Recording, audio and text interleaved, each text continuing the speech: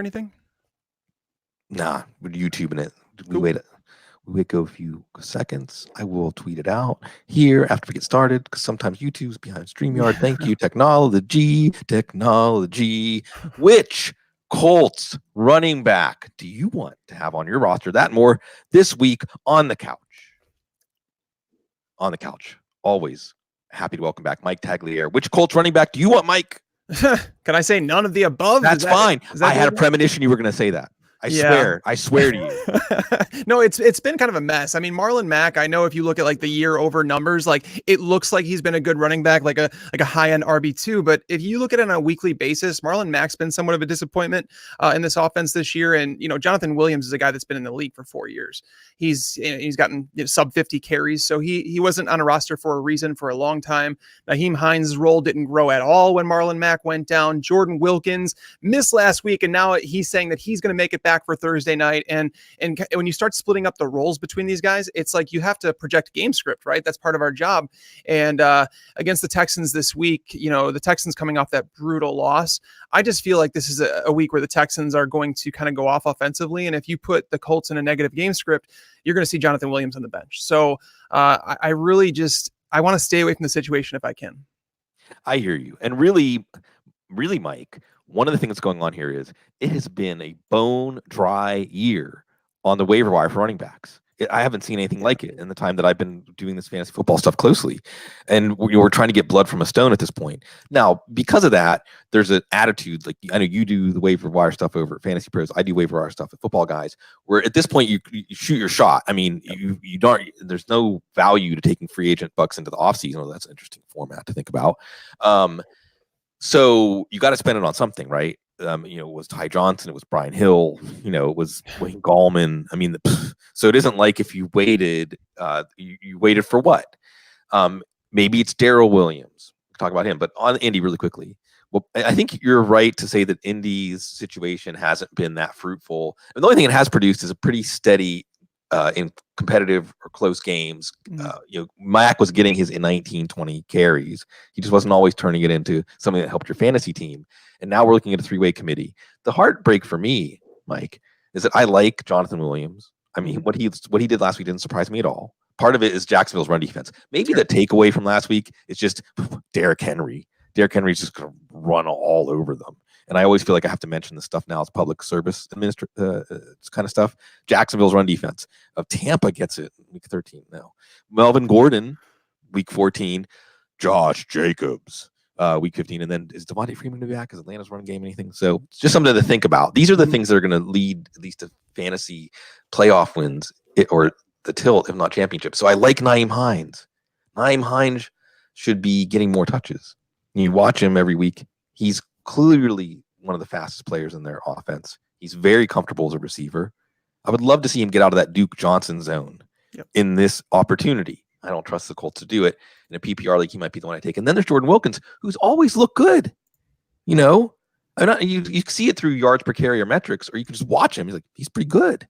But if it's a three-way committee, well, who knows? So my next word I was going to pivot to this. And feel free to add anything you want after that on the Colts running back situation. Well, I mean, Nyheim Hines, it's weird what our mind remembers, and I just looked it up just to be sure of it. Yeah. But Nyheim Hines last year against Houston, it was the game like that he had. Right. He scored 2 receiving touchdowns. He had 11 targets in that game. I also think that was the game that Kiki QT. Oh, you're gonna break my heart. I'm not wearing my socks. No, that was the game. Yeah. Yeah, this is the stuff that we remember, and Nyheim Hines did a phenomenal job in the role that they gave him last year. So I was really wondering when they started talking about Marlon Mack this year, and they were going to give him more of a receiving role. It was like, why are they going to take away what Nyheim Hines does best? And it was like Jordan Wilkins was a guy that could handle a 3-down role if they needed him to do that. Whereas Jonathan Williams is clearly he's a 2-down back. So there's just so many things here. But knowing that Nyheim Hines, his role, like I even thought when Mack went down, I'm like, all right, can we see Nyheim Hines gets a little more carries? I know he scored a rushing touchdown, but he's capped at 4 carries this year. I mean, he's in terms of targets, he's typically seeing in the 3 to 4 range. So it feels like an even worse version of Duke Johnson because he's not offering very many explosive plays. It's just, that's why I'm saying it feels like a situation to avoid, but it's really odd that it is because we have no T.Y. Hilton. We have no Paris Campbell. Jack Doyle's playing through injury and there's a lot of things going on here, but there's probably value somewhere, but it's like finding it is going to be the difficult part. And Jacoby Brissett doesn't exactly bring this offense alive. Right. Josh Holmes says, don't forget about Quentin Nelson touches. So yeah, trying to get him at the keg stand. So I want to just go from here, Mike, just to some like hot button fantasy stuff. Just get your reaction, right? Yeah. So I'm just going to say, like, react to Tyreek Hill's hamstring injury, like just from Fantasy Ripple. What do you see? Hurt Sammy Watkins. Sammy Watkins benefits from Tyreek Hill being on the field. He's been a guy that I've been waiting for to like kind of bounce back. And, he just basically the focal point of that offense. I think it hurts Patrick Mahomes. And if he's going to miss a couple weeks, which is possible, like hurrying something back from a hamstring injury is the stupidest thing you could do. And it's going to set him back further. We saw it with Adam Thielen. So I'm expecting him to probably be out. I mean, I know they have their bye and then we have another week. I'm anticipating at least one game that he's going to miss. So you have to downgrade him because, coming, and then you're going to feel comfortable starting him, the week 1 of the fantasy playoffs. I think you kind of have to, but they have one of the most brutal playoff schedules in all of football. Like if you look at the Chiefs schedule in the playoffs, if you wanted to sell Patrick Mahomes or Tyreek Hill or Watkins or any of those guys, it would have made some sense because you could have gotten top dollar. But now we're at the point where people are going to look at that schedule because Tyreek Hill is out. They're going to be like, okay, when's he coming back? And they might see that schedule and think, I don't want to trade for someone like that, especially paying, top price. So hurts the entire offense, sadly. Yeah. I think, and then the counter narrative that you would pray, like light your Patrick Mahomes prayer candle and just say, he wills the offense to a higher level. What's interesting here is you're right. I mean, the Chicago defense is still not a pushover, but they're not scary. Denver's defense, similar. New England, even though they've been so good on paper this year, Mahomes had no problem moving the ball against them in the playoffs last year. But again, no Tyreek Hill for trying to project that. Then his job gets a lot harder. It isn't like the Chargers are a shutdown defense. But on the other side of that coin of the Kansas City offense, the running game, are you interested at all with this backfield now? We had 2 injuries, I think. LaShawn McCoy, concussion. We've seen we've seen Darrell Williams look good. Mm-hmm. We've seen Darwin Thompson look good, at least in the little movie projector of our mind, in the preseason at times. You sniffing around here? I think Darrell Williams is the only guy that I would really be interested in terms of Darwin Thompson is what has he played 8 snaps this year? He hasn't got on the field, so he's kind of like an afterthought. The player I think who benefits most from all of this is kind of Mecole Hardman. It's really weird when I was doing my waiver wire stuff this week, I kind of was like, I like Allen Lazard as a pickup, as someone that you stash on your bench because, throughout the last, 8 to 10 weeks or whatever it's been that we've been recycling the players in our fantasy team and people, that's all they remember. Right. But you're getting to the point where we know who players are. You're going to have a set standard line, your starting lineup. You're going to flip out a player or 2 here and there. But most of the time, the 6, 7 bench spots that you have in your league, those guys are just going to be sitting there. So why not stash guys that have massive upside? Mecole Hardman, when looking at what he's done this year, it reminds me so much of the year that Tyreek Hill came into the league, where it's like everyone kept screaming regression. Don't pick him up. He's not worth starting. And he kept producing. And Mecole Hardman has that push button speed that can get it done on demand. And he can kind of walk into that Tyreek Hill role because Demarcus Robinson, I mean, he had 1 big game and that was really it. Sammy Watkins has been a very big disappointment and would start seeing number 1 treatment. So I think Hardman is the biggest winner here on that Chiefs team. But Darrell Williams, it might go under the radar in terms. I'm waiting to hear do we know anything about the Damian Williams injury yet? Just a rib injury. So nothing really from that. But we have obviously, like I said, we have week 12 to buy. So I'm really not. I don't think I'd go out of my way to grab those guys right now. I mean, you could add Darrell Henderson and just wait to see what we hear. Or Darrell Williams, not Darrell Henderson, Darrell Williams to see what we hear throughout the week. But it just seems like the running back, they'll be healthy by the time we come back. Yeah, even it's funny, not just waiver wire run dry at running back, even the rookie running backs. Like you see Darrell Henderson. I mean, I loved Darrell Henderson in theory back in the summer. Now it's you want to spit bad taste. Darrell Henderson. I mean, even if we're talking about handcuffs to put on your bench now, I don't even know if he makes that list. I love what you said about Allen Lazard, or just the overarching idea of upside, right? And I think when you're breaking ties, making selections for your bench, turning through your bench, it's a different exercise. Your bench is a different exercise now than it was in week 2 or week 3 or in your draft. And you're right to accentuate players that have, we can think of players as the sum of all these things, like the talent of the player, the situation, the quality of their teammates, the game scripts, et cetera, the matchups. And you're looking for at least one thing that could be like a massive multiplier. And anytime we're talking about a receiver, the quarterback is the massive multiplier, right? Mhm. So Patrick Mahomes, Aaron Rodgers, even if you're talking about someone like, I call them half court shots. This is really fun for me, Mike. Who are some half court shots? What's really funny is I wrote up the half court shots for the fantasy playoffs. Alan Lazard is one of them. So that's the only reason I want to talk about him. Darrell Williams was on the list before the game, and then 2 injuries happened, so that looks obvious now. And another guy, we can talk about a couple of these guys, but I like the idea of like, hey, there's only a 1% chance it can happen, but if everything gets lined up, because, and this is going to echo Hardman too. I'm going to draw this all together. I just said this on the waiver wire show, Mike. Whenever the Steelers held Cooper Kupp off of the score sheet, I've been watching the Steelers defense for a long time. This is the team that covered Keenan Allen with the linebacker last year. If they can successfully take away, sometimes football is not as difficult as we make it seem. Mm-hmm. Like if they can successfully take away the number one option for a quarterback and make that quarterback very uncomfortable, then why wouldn't, where there's that clear, reliable play, and that for Aaron Rodgers is Devontae Adams, that for Kansas City for Patrick Mahomes, I think as long as Tyreek Hill's out, as Travis Kelce. So it does create an opportunity, assuming these quarterbacks are inspired and pulling the sword from the stone when the defense is putting them at a disadvantage. They're not Aaron Rodgers and Patrick Mahomes have a lot more game outside of structure than those guys. And it's not difficult to think of Mecole Hardman, as you're pointing out, Mike, if he just gets like 6 or 7 targets a game, turning that into consistent 100-yard games with a touchdown. Alan Lazard, he's Aaron Rodgers' guy. Rodgers lobbied for him to go in. He had the big fourth quarter, and I think a turning point in their season, honestly, it was Detroit, Detroit. Now, looking back, I mean, they almost lost to Detroit at home. So I like the idea of Lazard, who, since I brought up the subject, like half court shots, who's somebody else that, like you said, maybe other people aren't looking at in terms of immediate opportunity or having momentum from performances that you want to have on your bench to see what happens. Yeah, Lazard is like the number one guy. Hardman was like the second one. I think Nelson Aguilar is an interesting one that is available in like 90% of leagues, and nobody wants to grab him. I get it. But he saw 9 targets with Alshon Jeffrey out of the lineup. Like they're just running out of bodies to put on the field, and they clearly don't trust Arcega-Whiteside. He's not playing any snaps. Mac Hollins doesn't get targeted at all. Alshon Jeffrey's dealing with, it seems like, a high ankle sprain because he's still not practicing. That's bad. Obviously, the tight ends teams can start to catch on to what they're trying to do with those guys. So Aguilar saw 9 targets against the Patriots, 4 for 40, not like a big game that you can kind of run with anything from.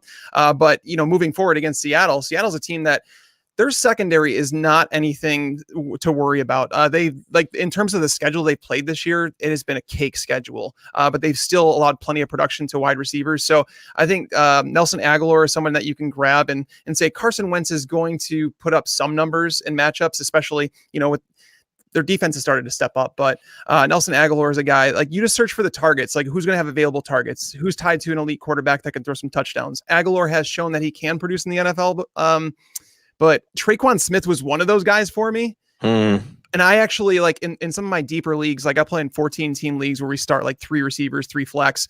And I stuck him in the flex last week because I saw his snaps on the rise. He's actually playing more snaps than Ted Ginn right now. Yeah. And 1 target, no catches. And it was like, the Bucs, on top of that, MJ Stewart was out, so they were down to like their 3rd string slot cornerback, and nothing came of it, which kind of sucks because it all came down to the Bucs just not being able to put points on the board. So there was no reason for the Saints to continually drop back to pass. But it's really hard in this day and age to find players on the waiver wire with all the information that we have available to us. Sure, whether it be snap counts, whether it be air yards, or all this opportunity. It's really difficult to find those guys, but Alan Lazard continues to blow my mind while he's still out there, because people drafted Marquez Valdez-Scantling and Geronimo Allison as top 40, top 42 receivers because they wanted to find that number 2 for Aaron Rodgers. Nothing has changed here. And Geronimo Allison's role doesn't change with Alan Lazard in the lineup. It really doesn't. He's still playing the slot. He's been a disappointment in that role. So we're looking for the replacement for Valdez-Scantling, and it is Lazard. Lazard he's already been out snapping him. So, I mean, their schedule going forward is not bad either. I mean, they play the 49ers this week, which is obviously not ideal. But the Giants, the Redskins, the Bears, again, that defense they're lacking a pass rush up front. They're just not getting it done. And the Vikings in week 16, the Vikings looked like a terrible matchup, when we did strength of schedule pieces at the start of the year, but that is a matchup to target in fantasy football. So it's not a really scary rest of the season schedule. And if something were to happen to Devontae Adams, Allen Lazard is a guy getting, 7-8 targets per game from Aaron Rodgers. So yeah, it's rare to find that on the waiver wire. Well, I like that you brought up Aguilar. I had this picture, Mike, and I don't know if you're like a yard sale guy or anything like that, but it's kind of like Aguilar's like that thing where you're like, well, I could probably fix this, I could take this home and I can just put some tape on that and use that. Yeah, because it's Carson Wentz. Alshon Jeffrey, once he's hurt, doesn't ever seem to get back to 100%. Right. And Aguilar already had an 8 for 10 something and a touchdown, and 8 with 2 touchdowns, back-to-back games. Early this year, no, it was against Atlanta and Detroit. But as we continue to look at schedule, Seattle, Miami, Giants, Washington the next 4 weeks. What? Yeah. I mean, that's really like a hot knife through butter as far as those secondaries. And Carson Wentz, and it's also in some ways putting a chip on Wentz, which I think some people might be on the fence about, or maybe on the no side about, a guy that we thought of as a rising star at quarterback, a playmaking quarterback, or one that added value to his receivers. Not quite as much, but Aguilar, the important thing, because I am the mayor of Narrative Street, is being able to tell yourself a story or looking for some evidence that there's a chance for this situation, everything that intersects this player, to reach a level that matters in fantasy football. And again, we can echo the Allen Lazard call, and just as we continue to keep up with everything and try to ascertain exactly where we're at on the ebb and flow of players' fates, of teams, of situations. One other one I want to talk about that I included in the half court shots, who, again, after I wrote the article, all of a sudden now becomes a little more obvious, is Patrick Laird. Because go ahead. Run with it. Run with Patrick Laird. I mean, Kalen Ballage is terrible. Right. Like, you're just looking for opportunity. And Patrick Laird, after they cut, obviously, Mark Walton today, people are going to be like looking into that a little bit more. But he was already someone that you kind of should have been looking at with Ballage's inefficiency. And Walton wasn't coming back for 4 games anyway. So, yeah, I dig it, man. And he's a pass catcher, too. Like, he saw, I think, 6 targets this past week? Mm-hmm. So he's involved there. I don't, I have little faith in this coaching staff, though. I'm going to be honest about it, because, even going back to the preseason, and I said that it kind of got me off on the wrong foot with Brian Flores, because when they started talking about that they're going to start Ballage over someone like Kenyon Drake, and I'm like, is there something more to the story? Because like Drake was healthy, he was fine, and obviously we're seeing in Arizona he can run the ball just fine. He was really good under Gase, and it's like, what do coaches have against this guy that they have to play Kalen Ballage? I posted a stat on Twitter a couple days ago, and I said Kalen Ballage, like in the post-merger era, there have been hundreds of running backs who have received 60 or more carries. Kalen Ballage is 1.91 yards per carry or whatever it is the absolute worst in the NFL. And even looking at his yards per target, I want to say it's in the bottom 15 post-merger with a guy over 20 targets. So it's like every facet of the game, this guy's terrible. Even if you want to give him goal line carries, fine. If you want to do that, fine. Why not see what Laird can do? And I think it's very possible, like you said, Sig, tell yourself that story where you can see it happening. Oh, we can see it happening. And it just so happens that the Cleveland Browns are going to be without Larry Ogunjobi. They're going to be without Myles Garrett. They just lost Morgan Burnett, their starting safety. So it's like there's a lot of missing pieces on that Browns team. And we know, like, this Browns offense is actually starting to click. They might get David Njoku back soon. That's a guy that's on waivers in a lot of leagues. If he's available, I highly suggest picking Arizona him up. week 15, Mike. Yeah. The Cleveland tight end gets Arizona week 15. Yeah, and you look at the entire team and you say, okay, Baker Mayfield was terrible to start the year, but over the last 2 weeks, he has thrown multiple touchdowns in 2 games, one against the Steelers, and it's like, you ask yourself, like, what changed? Well, Kareem Hunt was added to the offense, and now all of a sudden there's another piece in here that they're not relying on Antonio Callaway. They're not relying on these other guys. They're going to get David Njoku back, and it's like, that's just another piece of the puzzle where it's like, even Freddie Kitchens hopefully can't screw this up. So I think that's a game where the Browns are going to score points. They need a confidence builder, and the Dolphins are there to do it. They're not bringing a pass rush, and if Baker Mayfield has a lot of time, he's done fine. It's under pressure where he struggles this year. So I do think that that's a game where you're going to see it's probably going to be higher scoring, and Laird is the one that should be on the field. And if he has that big game against the Browns, he's going to be the Jonathan Williams. He's going to be the Bo Scarborough. He's going to be that guy next week. That's probably worth more than these guys, to be honest with you. So I love this call, actually. Yeah, I haven't. It's funny. He was a 1%er yesterday. He's a 10 to 20%er today because of the Walton release. And I said on the show I just recorded with Cecil, our waiver show, that he might be someone that you just empty the wallet for after next week if they move on from Kalen Ballage. On the Kalen Ballage thing really quickly, because if you knew the story of Kalen Ballage before this year, or before he was drafted, you know that he's just a freak physically. He had a 7-touchdown game, I think, once, but also played behind Richard, I think, was the running back. You know, one of those situations in a draft profile where you say, well, if he's going to be something in the NFL, why was he playing behind someone who's probably not going to be something in the NFL? And what's one of the things that's great about football Twitter, so many great people, and I can think of, I don't want to have to do this because it would show like all the Swiss cheese holes in my brain, but give me a chance to prepare. For every team, there's at least one person that you interact with on Twitter that you just feel like I can go to that person and get incredible insight. Like Joe Goodberry. I think of Joe Goodberry in Cincinnati. He's almost like the paragon, you know. Mm-hmm. And Chris Kaufman, CK Parrott, Dolphins, and there's a lot of good people. Neil Driscoll. There's going to be people I forget. Travis Wingfield. There's going to be people I forget. Okay, but there's people doing great work on the Dolphins, which is like, you know, when you cut up the dead frog or something. You know what I mean? There's not that much exciting there. You're dissecting something that is actually not to be seen before in the NFL. It's kind of like the Major League, Mike. The parallel I've been making is Major League. You know, the movie. I did the same thing on our podcast. I am not even kidding. No, because it's like they're the team that everybody expects to lose, and Ryan Fitzpatrick's the perfect lead character in that story. Like they say we can't win because I forget who it was that covers the Dolphins said it's like an AAF roster, and it's not really exaggerating because they're at that level of rebuilding. Anyway, Patrick Laird was the best running back in the preseason.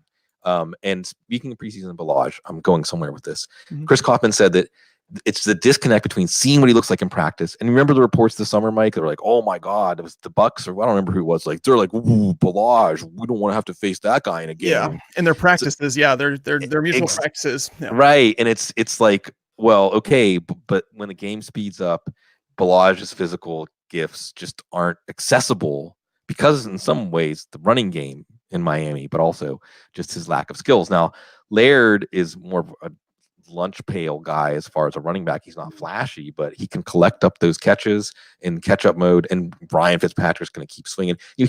Laird could be just this guy that maybe only gets 60, 80, 90 total yards if they give him more work, but often with a touchdown or two and 6 or 7 or 8 catches. And then voila, now you have a guy who's giving you 20 points, and running back is still rough out there. Okay, we've got... There's so many things we could talk about. Although what's cool is with your audience, with my audience, with our Fantasy Pros Football Guys audiences and the fantasy audience, everybody's pretty much up to speed on a lot of things. And we've touched on some hot button issues. So I'm not totally going off the rails, Mike, but I'm also going inward, if you will, and at the same time upward as for perspective. Because before we came on, I think I said it, we're serious, we're delirious, we're exhausted, we're exhilarated. It's the interesting nature of experiencing the NFL calendar as a way that your life passes. And I think for everybody who's a fantasy football enthusiast, it's almost like I'm not a marathon runner. I shouldn't even pretend I know anything about marathon running. But, you know, I imagine there's some point that it becomes more about will or want to. And I say this is where justice comes into fantasy football. Justice comes into fantasy football because it's often the teams that care the most and pay the most attention and persevere the most that are rewarded come week 14, 15, 16. It's not necessarily putting together a team that was the best team in week 4, week 5. And as I also like to say, it's fun to, when you do win a championship, look back at each player and when the circumstances you acquired them. And, you know, usually it's half of your lineup are guys you didn't draft. Some of them are players that you may have picked up now or going forward. But really what I want to get to, because this is on the couch, and you may give me the most perfect on the couch setup in the history of the show. Because now it's invading your dreams. The delirium as we make the turn, and Thanksgiving, the most brutal week for the fantasy football analyst, is up next. So give us a rundown of your relationship with the 2019 season right now. Oh man, it's so weird to, and I don't think anybody like understands like in terms of how you plan your life around the football season. Like, do you know, Sig, the greatest thing for me this week is that there's still bye weeks, Right. and what that means to me. So when there's 4 teams on bye, that means there's 2 fewer games. That tells me that I have 6 fewer hours to work this week. So like imagine going into work on Friday at your 40-hour week job, and then you get to you walk in at 8 o'clock, and your boss goes, "Hey, go home at 10 o'clock." That is like the best feeling in the world, right? Well, that's what happens when we have bye weeks in football. So, knowing that those are almost over, it's kind of like the home stretch to get over it. And this year, I've tried to do a better job mentally, like preparing for it, because I just felt like I wasn't spending enough time with my family last year. Because, like, as you know, I write the primer every week, and it's like this 30,000 word monster that I put so much time into. But I wanted to find a way to continue doing that, but at the same time, spending time with my family and my kids, where it's like my son, he's growing up. I mean, he's going to be 3 in January. So it's very impressionable age. So basically this year I've been getting up at like 3 to 5 o'clock in the morning to get up and work. And that way I can stop at like, 7 o'clock at night and then hang out with them for a couple hours before bed. But this, it's so odd because like when we hang out for those couple hours, we might watch a show like The Office, like a rerun, because it brings up, when you watch shows like that, you can't help but just feel good. And so I watched that, and I woke up this morning actually at 3:18 in the morning, and it was I had a dream that I wrote the primer on every single episode of The Office. And I don't know if that's a good thing or a bad thing. Yeah, I don't know if streams. Yeah, it's nuts, man. But it's crazy to think like I have a wedding to go to on this weekend, and my friend he did his wedding on a Friday because he knows I wouldn't be able to make it on a Saturday. Or I wouldn't be able to hang out late on a Saturday night. I'm standing up it and everything. So, man, it's just weird how football kind of overtakes your life, because you can never ever sig. And I'm sure you feel this way too. Is that when you're not doing this full time, you always feel like, oh, if I had time to do this, if I had time to do this. Well, when you are full time, you have that time to do that, but then there's more things you find and more things you want to learn. That's just me personally. That it's like I always want to be working, and I always want to find something that I didn't find the week before, and it's really difficult to do that when we get into weeks like this, because we're in the rat race now. I mean, like we're entering week 12, where it's like most of the things people know, but it's just digging deeper and digging deeper, and I'm like, the bye weeks are almost over, and we're back to 16 game slates. Yeah, there's a lot to sift through here. First, I'll interpret your dream for you, and it's just about crossing the streams, right? Because we share in our story this idea of, and I think for a lot of people, fantasy football or watching football or just your sports enthusiasm in general gives you a place where you're kind of weightless. You're not weighed down by things, and the idea that has come about like in the last 25 years, thanks to people like Bob Harris, often on the couch, and Joe and David and so on, all the progenitors of our industry, it's still so weird to say that, is finding something that we enjoy doing as our job. And I think, I'm going to speak for you or otherwise inflate our sense of importance or something like that. But I think that we both really care about doing a good job for the people that give us their trust and their time and their attention. So you're right. Like you want to push to the edge and find that where you can extract the most for them, or at least be the most engaging, while at the same time you have the rest of your life.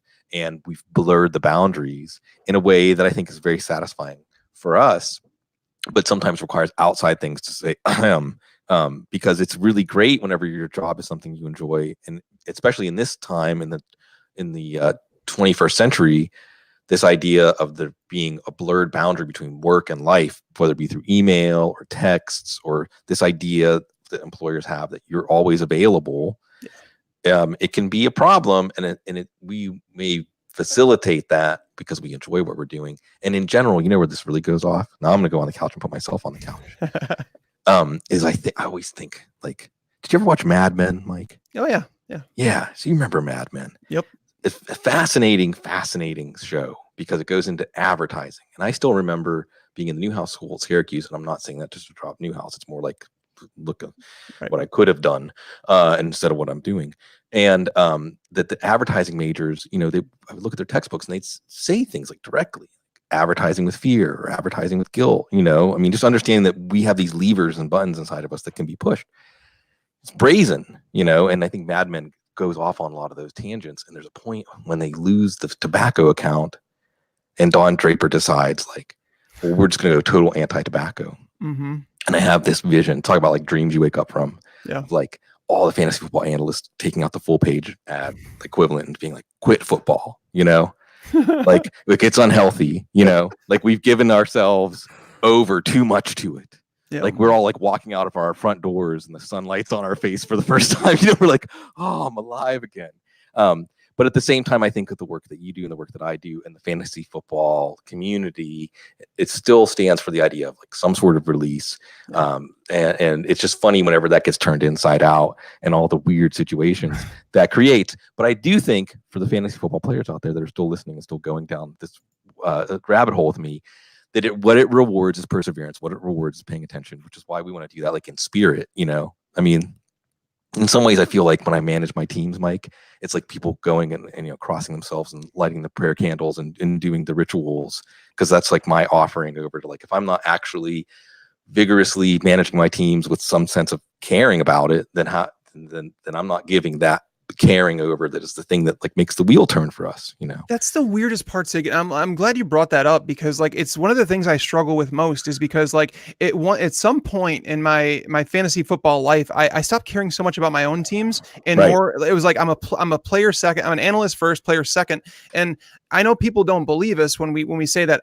I legit hurt more by giving someone bad advice than I care about my own fantasy lineups. I can care less about my fantasy leagues. They're there for camaraderie. They're there for relationships, to keep friendships alive and things like that. And, stay in touch with people in the industry. But honestly, there is nothing I hate more than giving someone bad advice, because like I legit try and study this stuff to the point where it's like, it is a game of inches. And, I mentioned this like a couple weeks ago on our podcast. I said that, Sam Darnold was a guy that I was like, oh, I think you could play him against the Dolphins. And I had him ranked, I think, as the number 14 quarterback. And someone asked me a question about him, and I said, I'd play him.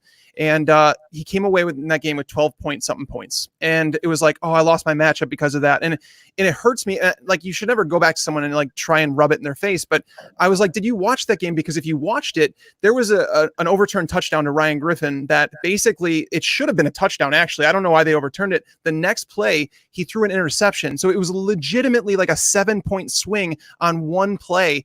And it affected everything. So it's not a perfect science. I wish it was, but we're trying to do everything that we can to try and give that best advice. And believe me when I say it really does, it eats me to the core. I have a bad week if I've given bad advice. Like my Sunday just goes to crap if I do. So Sure. Yeah. I mean, but Sig, enjoy, what do you enjoy more? Do you enjoy giving advice, or do you enjoy like playing your own, like, so I've almost lost connection with my own fantasy teams. Yeah. Well, okay.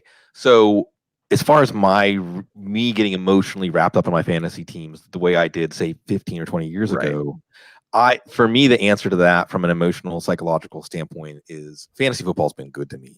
Like, no matter whether my teams win or lose or not, like, fantasy football's already given me more than I should ask from any of my team's outcomes, right? And fortune and things like that. But as I said, I do feel like it's an important exercise for me to set lineups, to make waiver claims on across a myriad of concepts, formats, etc. Guillotine League, by the way, fantastic, awesome. I'll have more to say that. I can't wait to start doing guillotine content now that I kind of grasp the concept, and it'll get your fantasy football blood flowing again. I think even like you're saying, where you might feel like, well, I'm not as engaged emotionally with my teams. When you have a guillotine team, every week you're engaged with it, because every week, like, you're so dead. Your life is on the line. So I still enjoy like a Monday night sweat. I think I needed 11 points from Melvin Gordon in the Roto World Dynasty against Josh Norris. Love you, Josh.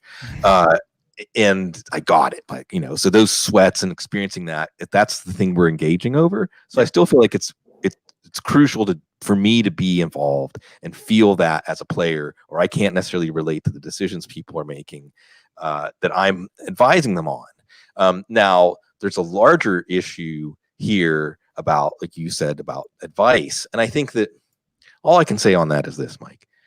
I think that because we earnestly do care, and that comes across, we generally gather an audience around us who are more forgiving and understand that it's the engagement or the kind of putting your brain up on the overhead projector and saying, here's my process. Here's how I approach this. Here's how I try to solve this puzzle. You're trying to solve this puzzle too. Maybe we have different approaches. Maybe we can learn from each other, et cetera, et cetera. And this is what the final outcome answer is if you ask me this question. But I think it's more the people who try to engage in more puffery, speaking of advertising, about how right they're going to be, right. and project some sort of certainty, that then have that more of that backlash. So, that we're self-flagellating is probably why people are nice to us, right? And it does hurt though. But at the same time, I think that we are almost graduating all the way past, just like us. I think our audiences are graduating past like getting really hung up on winning or losing, and more enjoying the weightlessness of the process, Yes. and the way that it's kind of like a shelter from the other things that might weigh us down. Which is why it's so funny. I'll tell you a funny story.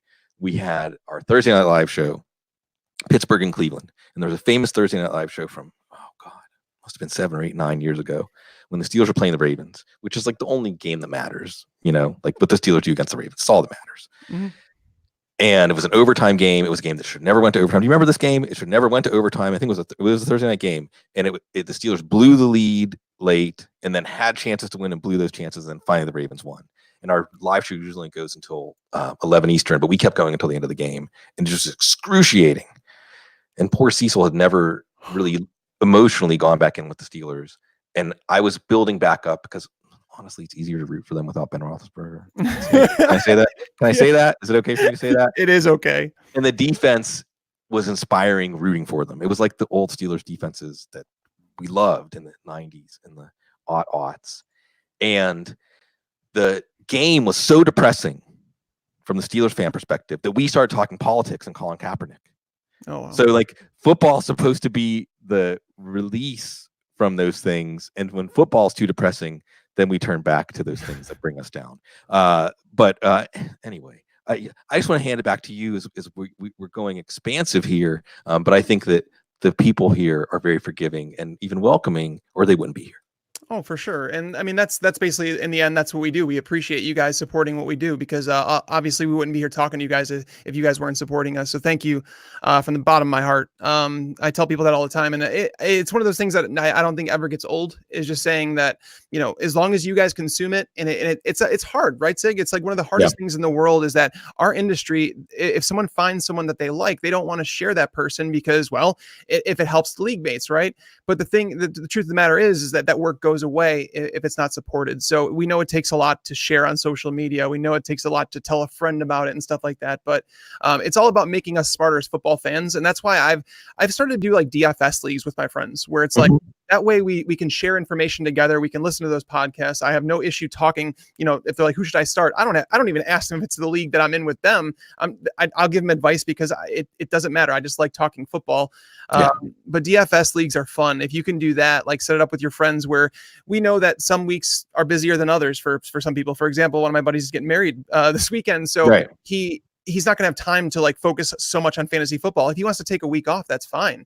And it allows you to not kind of worry so much about the waiver wire. It allows you to just pick up the players you want. And like I said, have that conversation with your friends and kind of talk about like the different options, because there's a million different varieties. I love DFS, and I think it brings a different level of appreciation to fantasy football for me, because it doesn't lock you into that box and like you do in that one group of players, where you just kind of get to expand it and see if you could outsmart everybody every week. So it's really cool. But this is cool. I like it's odd for me not to talk about football at this point in the year. So I definitely I appreciate the conversation, Sig. I just want to say that. Right. No, I know. It's funny because I think that again, this all comes back around to like what you were talking about. It's connecting with your friends or connecting with people through fantasy football. And there's ways, again, this will be another confession, okay? Because people will come up to me, Mike, and they'll say, I'm so sorry.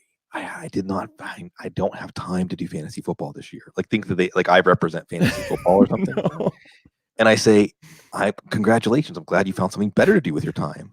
I mean, I say, that's okay. That's okay. There's enough people listening. There's enough people subscribing to Football Guys that I still have a job. And even if I don't, it's almost like it's a kind of a silly run to be a fantasy football analyst as a job. And I think we both have gratitude for the opportunity to do that, to the universe or whatever. And obviously, especially to the people who allow us to do it.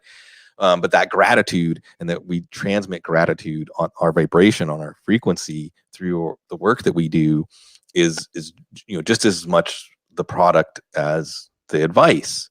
And whatever it is, whether it's fantasy football or not, just connect with people. Just get out and connect with people. One of the things I love about New Orleans, like they'll have a parade for anything here. At least you get out on the street with your neighbors. I mean, just a very simple act of doing that is something that we don't do very much anymore. So yeah, it's a good conversation. And I think that and the other cool thing about football now is I think more and more we use football to jump off, speaking of Colin Kaepernick and these other things, into conversations and NCAA paying athletes or whatever. But yeah, like 15 minutes or so before we go. And the audience has been indulgent, and hopefully, there's things people can relate to here. Because I think that we're all experiencing different versions of the same like human condition, the push and pull, the tug of war. But we are here to clarify some things for people. I think you already outlined a really good case that Odell Beckham, at least for this week, is going to be Odell Beckham. I am getting people asking me questions like, should I trade Devontae Parker for Odell Beckham? And I'm saying, yeah. I mean, just play it by the book. Devontae Parker, I'm happy to see him staying healthy and playing well. But Odell Beckham could still pull an Odell Beckham starting this week, as John Brown did. What about Saquon Barkley? Because again, we're kind of revisiting first-round picks, okay? Is Saquon Barkley going to take off? It was kind of a bad vibe around him going into the bye. It's been a really weird vibe around the Giants as a whole. Like you think about it, I don't think that we've had a game yet, and correct me if I'm wrong, but I don't think we've had a game with Sterling Shepard, Golden Tate, Evan Engram, and Saquon Barkley on the field at the same time. And Darius Slayton, don't forget Darius Slayton. He's part of that cast now. Well, yeah, he definitely should be. I can't guarantee it because, I mean, his targets were so volatile, even with Sterling Shepard out of the lineup, that it was just like waiting for that to happen. I'm glad it finally did because when he's given the opportunity, he succeeded in it. But he's a guy that, but that's what I'm saying. Like all these pieces of this offense, Saquon Barkley is still the same running back. The problem is that he's not breaking those long runs that he used to. Like last year, he broke long runs at a crazy rate and something that could not keep up. There was no way he was going to do it. Another thing that he struggled with over the course of his career to this point, I know it's a short career, he has not been very good in goal line situations. Like obviously that offensive line is in the process of rebuilding and, developing that chemistry up front that they're going to need. But basically, if you get Saquon Barkley to break a run here and there, like just like legit 1 or 2 runs a game, all of a sudden it's going to change the entire perception on him. So he's someone that I'm willing to trade for. They're going against the Bears this week, and I know some people think that's a terrible matchup. It's not. I'm from Chicago, and I am the most honest Bears fan that you will ever meet. And I will tell you that losing Akeem Hicks up the middle of the field destroyed that defense. They're not generating pressure on the edge anymore. I don't think people realize just how good Akeem Hicks is. By comparison, I think it was over 20 games with Hicks from the start of the 2018 season, they'd allowed 5 rushing touchdowns. Since that time when he went down, I think it's 5 games now, they've allowed 9 rushing touchdowns over the last 5 games. So it wasn't a surprise to see Todd Gurley playing well against them. It wasn't a surprise to see Jared Goff struggling because that's what Jared Goff has done. By the way, Sig, did you know that Jared Goff over his last 18 games, like going back to last year, so this is not just a Jared Goff new thing. It's not. Right. 18 game sample size now. Jared Goff has thrown 18 touchdowns in his last 18 games. By comparison, guys, Mitch Trubisky has thrown, I think, 24 of them in that same amount of time. And that's not even including Trubisky's 6 touchdown game. This is by no means kudos to Mitch Trubisky. It's more about just how bad Goff has been and why I've kind of distanced myself from the receivers there in Los Angeles, because there's just not enough scoring opportunity. And it's really concentrated to Cooper Kupp and Gerald Everett. And that kind of speaks volumes because that's basically Goff's safety blanket over the middle of the field. He's not throwing to the outsides very well right now. He's struggling. But Saquon Barkley, back to him. I don't even know how I got there, but the Bears defense, basically, I'm just telling you, they are not a good run defense. I would not worry so much about him this week. And he could break one of those long runs and basically get back in everyone's good graces. He may have actually come back from his ankle sprain a little too early. That's very possible because people estimated that injury to be, remember when people were saying when that first happened, they were like, oh, his bye week is not until exactly. So he's coming back from his bye now, which was the original timeline. So I can only imagine that bye week helped him a little bit. They're not going to be able to throw the ball in the Bears. So I do anticipate Saquon Barkley. I have him as my number 6 running back the remainder of the season. So I do think that he's a buy low if you can approach his owner and just see what it would take to get him. What you hope for here, and there's so much to unpack here. And I know, Mike, I understand exactly how we started at Saquon Barkley and got to the Rams. because Saquon Barkley against Chicago, and Chicago play the Rams on Sunday night, and that Chicago run defense is going to drag their weary selves into that game after Todd Gurley looked good against them. And there's a tangent there with Jared Goff. There's a tangent. I'll tie all this stuff together. I'll try to do some gymnastics, right? Because Adam Harstad, always one of my favorite people, football guys. I say this with nothing but love in my heart when I say my favorite smart ass in the fantasy football world. And when I was younger, especially, I was a smart ass. Or smart aleck, if I'm going to, sorry, Joe it up. Anyway, regression, right? Because I didn't want to believe in regression. I mean, I want to believe that Patrick Mahomes is a unicorn. And he is probably still a unicorn, but offensive line injuries, Tyreek Hill hurt, running game, injuries in the backfield. He was hurt. And it's just there's certain things that are unsustainable. These numbers, by looking over, and I also like to stand for the idea that just because something hasn't happened before doesn't mean it can't happen. And in fact, in fantasy football, stretching your neck out to see that possibility and be one of the first people to adopt that it's even possible, like Matt Waldman did with Mahomes, for instance, that can lead to like the slot machine and like and the coins just pour out and pour out and pour out for your fantasy teams. So Jared Goff's another good example, and I finally have to. This is where at heart I'm an optimist, Mike, because I just prefer to the alternative, and it's hard for me to embrace the idea. It's kind of like Murphy's Law that when everything goes right, you should never count on that to happen again. And some numbers signify everything must have went right for the most part. That's what Kansas City's offense did, and it was a multiplier of value of players in the offense, not so much at least going into their bye. The Rams have almost become a negative multiplier of the value of their players, where the players you were clinging to our preseason ADP values and we're continuing to plug them in our lineups with the exception of Cooper Kupp, and we're continually disappointed because we're waiting for that Rams offense to come back into focus. And the reality is that Jared Goff's not going to add value outside of structure in the way that a Mahomes or Patrick or Russell Wilson, et cetera, can. So if the structure's not there, and it hasn't been there with the offensive line, which is just deteriorating. It hasn't been there with his coach. The chess master is making bad moves. Yeah. And when those factors are taken away from him, now all of a sudden this becomes a negative offense. An offense that we thought was a plus for every player in it is a minus. Now, they do get Arizona and Seattle in weeks 13 and 14. So that's a funny thing about this year is the schedule is so polarizing that, we saw Goff and the Rams earlier this year against the Bucs, for instance, put up these numbers, even against the Bengals, modestly, wasn't like a bonanza. So we are, as much as we're downplaying the Rams offense, Todd Gurley's got a head of steam coming into this matchup and in those matchups.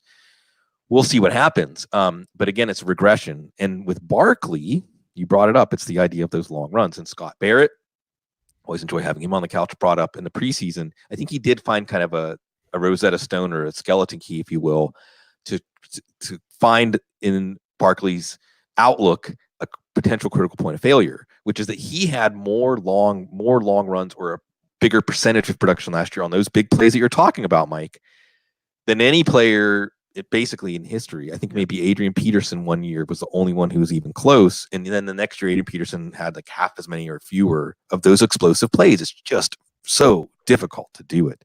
Plus things go wrong, right? Because I have this urge to be like, well, yeah, but look at all the things that went wrong. Well, that's what regression stands for. Is that things are going to go wrong. Murphy's Law, basically. And I like to cling to how it is that magical moment when all the planets converge and everything lines up. So there's your connection between Goff and Barkley in this case. Okay, first, revisiting first rounders. We got a lot of talk in the chat about this too. Drake and David Johnson. David Johnson weirdly showing dismay at his lack of a role, even though he looked like a guy who had already punched his clock for January. Well, yeah, because they're not going to the playoffs. Yeah. How do you handle or approach this situation with Arizona getting into their bye? If you want to drop David Johnson, I have no issue with it. If you could find someone to trade him to, maybe that believes that he's going to come back from his bye. But if you have NFL Game Pass, I urge you to go back and watch. I'm sure you've seen it, Sig, but yeah. But David Johnson, if you go back and because I was watching, so basically on Sundays, you have so many TVs on. Like I have 4 TVs, and I watch, but there's certain games I make it a point to go back and watch, and that was one of them. I wanted to see David Johnson, and he looks like a man that is playing hurt. He looks like he's done. there's so many things. Like, he's a big running back to begin with, but the reason that you always love David Johnson is because he offered a little bit of shiftiness for a bigger running back, and he had soft hands as a receiver, and he could break tackles with the best of them. In that game that I can't remember who that was played. It was maybe Tampa Bay. It was a tough matchup to begin with, but the reason that I walked away saying David Johnson's done is because he was getting pushed backwards when tackled. That was something that never happens with David Johnson. I'm someone that's dealt with back injuries my entire life. I had fractured vertebrae. I had slipped discs. I had to have a fusion done. So I know back injuries don't just go away. And he was running like someone that like legit is protecting his core. And I know there's something else outside of a back injury with him, but Kenyon Drake is fresh. He looks good. There's no reason for them to go back to David Johnson, and that's why he didn't have a single touch in this game. When they come back from their Week 12 bye, they're going to have Chase Edmonds most likely back to where they can mix in him. So again, if you want to drop, they're playing the Rams in Week 13. There's no way that you could trust David Johnson off the bye without seeing him garner any touches the last time he was on the field. Then you get to Week 14 against Pittsburgh. That is a brutal matchup. I don't know if they're going to have tons of success against Pittsburgh, period, let alone even if he got the touches. So I'm okay moving on from David Johnson. If you could find someone to buy him, but honestly, I might drop him. Yeah, and I mean that gives the Kenyon Drake the opening. Although I mean, we'll see if Chase Edmonds figures in. But I think something else, and Davis Maddock brought this up on the couch last week, is if we bring up someone like Patrick Laird or Bo Scarborough, okay, that we underestimate the value of a player coming in like bright-eyed and bushy-tailed. Like the season just started today. They don't have all the wear and tear on their body. You talk about the back problems. That's great that you're a good golfer, I know. And try back problems. Well, no, I mean, I think of golfing, it makes my back hurt. Yeah. Anyway, these are players that are coming in fresh, and just that alone sometimes can be that edge. Or even Melvin Gordon, how Melvin Gordon's running right now is at least I think partially attributable to that. So that's again where Kenyon Drake, the way that he was not getting worked as hard in Miami, could help him. And I just like Arizona's offense to continue to overachieve. They set expectations low with that first 3 quarters against Detroit, and then they're getting a little better and a little better. They're overachieving against San Francisco. What does that portend? Like you said, Pittsburgh, very tough matchup on paper. Well, Rams, tough matchup on paper. The San Francisco matchup, there was no tougher matchup on paper. And the offense looked good. Kyler Murray looked good. So that's going to be fun to watch. I guess on that note, as we got just like a few more minutes winding down, Mike, tell me something that you're not, it can be as a fantasy analyst too, but just like, what are you, like when you sit down to watch on Sunday, what are you excited? What are you excited to watch? If you just didn't have to do the primer and do all this stuff and you just watch something because you liked watching it, what would you like watching right now? I love watching football. I still do to this day. I still look forward to Sundays. Like that's the part where I don't, but I can't wait to read a book. I love reading books, and it's something that I don't get to do enough of, just because it's I spend all my day in front of a computer screen. The last thing I want to do is just go read more things when I'm done. But in the off season, it's one of my favorite things. And I think I'm going to be taking this off season off, or this so basically in the off season I try and golf a little bit. And it does keep me in shape too, where it's yes, it's your back is sore the first few times, but then it loosens up and it helps keep me in shape. But I think I'm taking this year off. I'm going to finish writing. I started writing a novel 2 years ago. Ooh. And it's something it's a surreal experience. I don't know if you've ever sat down and tried to write something that's fictional. But it's almost like trying to get into the body of those characters and putting yourself in a situation. It really is. It's amazing. And I actually it's something I found out during the NFL season that there's a focus mode on Microsoft Word that I didn't know about. So I basically, so to make sure that I didn't check Twitter, I didn't do anything, I would pull up my Word document and nothing else open. I'm minimizing everything because if you were to look at my screens now, there's about 30 right. tabs open. It's a picture of the cluttered minds we have, Mike. It's a picture of the mess that we manage anyway. It really is. But I found out there's a focus mode on Microsoft Word that basically blacks out everything except for the document you're working on. And I'm going to try and I think I'm just going to continue to get up early in the morning so that I can work on that and still be a family man and get some things done in the off season. I read. I want to read books, and I'm just a huge fan of thrillers, even crime mysteries, stuff like that. Just something that's peaceful. Yeah. Well, and again, it's that feeling, that weightlessness, again, I remember being John Malkovich and how weightless it is for people to just be inside of John Malkovich just because you're not inside of yourself. When you're reading, you're not inside of yourself. You're somewhere else. And what's funny about this is I mentioned Scott Barrett. I'll mention him again because when I asked him that question, he said the same thing, basically books, reading. And I said, we need to have a football Twitter, a fantasy Twitter, off-season book club. Yeah. Hell yes. Right? I'd be 100% in with that. And we could even do like a podcast to top it off and have different guests on and things like that. And on the same note, there was on Slate, there was a list, Mike, of because I'm more of a nonfiction guy, like documentaries, etc. Okay. The 50 best nonfiction books of the past 25 years. And I was looking at one like called The Age of Wonder, about how during the Romantic poet era, that was whenever all these great leaps forward happened in science, like true imagination kind of things happened. It's called The Age of Wonder, how Romantic generation discovered the beauty and terror of science. But it's great because it's always about curiosity. I think that you, me, our audiences, a lot of the fantasy football world is made of people that are intellectually curious, and the football is kind of like the shadow play where we're trying to find the actual thing that's causing these results. That's why, I agree with you. Sunday morning, like cracking open, like a can opening, like cracking open a Sunday. That's the feeling. That's just the feeling. Like, talk about all the weightlessness, all of the troubles going away, because each play in some ways reveals something. Each play in some ways reveals something about the true nature of these teams, of these coaches, of these players. And then there's the larger arc of the game, of the season, of the franchise, of the coach's tenure with that team. Each little data point is like getting to see something else revealed, like the Dance of the Seven Veils or something like that, where each little piece is it's a rush. It gives you energy to watch what's the next story going to be. It really is like soap operas, or in some way these characters that are real people with real names, but at the same time, what happens inside of that rectangle is still just in that rectangle, and then we go back to our regular lives.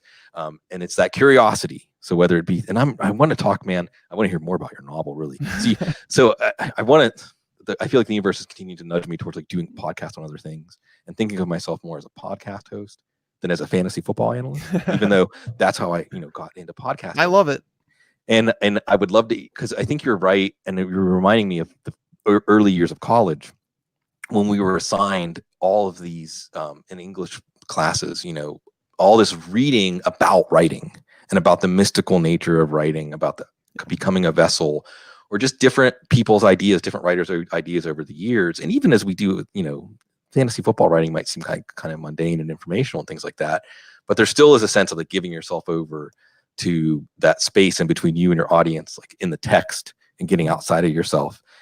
That's always a good exercise. Well, Sig, know what the crazy thing is like the novel. So I can basically, the idea is that the reason I wanted to write it in the beginning, because my wife Tabby, and she like one of her biggest sayings, that like one of my biggest downfalls as a person, you have to acknowledge your shortcomings, right? And one of mine is like the inability to understand maybe what someone is going through that causes them to do something, right? Like if you're driving in traffic and someone flies by on the shoulder, if someone bumps you, like they run past you and they run right in your shoulder, they keep running, they don't say sorry. Like it's those things always irritated me. And she's always like, you never know what's going on in that person's life. So basically the novel I'm writing has to do with, it's almost trying to make me better myself in terms of like writing it. It's about a tragedy that's starting, and it's like, to go back, let's find out why he got here. And believe me when I say it's almost like a Tarantino thing, where it's like you start with the ending, and let's go back, and you're gonna hate this character when you read the first, like the prologue of it. You're gonna hate him. And the thing is like, let's go back to see what got him to this point, and see if you still hate the character, because it's almost putting myself in that skin and saying, wow, well, if this happened, so I basically know the story and where it goes, but it's like, how did that person get there? And was it a mental illness? Was it something that led him to do that? So there's so many things, and it's just causing me to get outside that comfort zone and like try and see things from that point of view. It's beautiful. And it's good empathy. I'm reminded of David Foster Wallace's This Is Water commencement speech that really revolves around that idea of finding that humanity in yourself, in the world, in time, especially now. Because it's so funny, because like in my head, my like, you want to make that a hot bestseller, Mike, you make it about Donald Trump, like a Donald Trump type character. I don't know if anybody's going to love that one. Anyway, look, man, it is always a joy to get together with you. It is always a joy the way our lives have intersected and continue to intersect. And I look forward to all the opportunities for that and all the other people in our life via fantasy football. Thank you, everybody, always for indulging us, because you're always so very classy.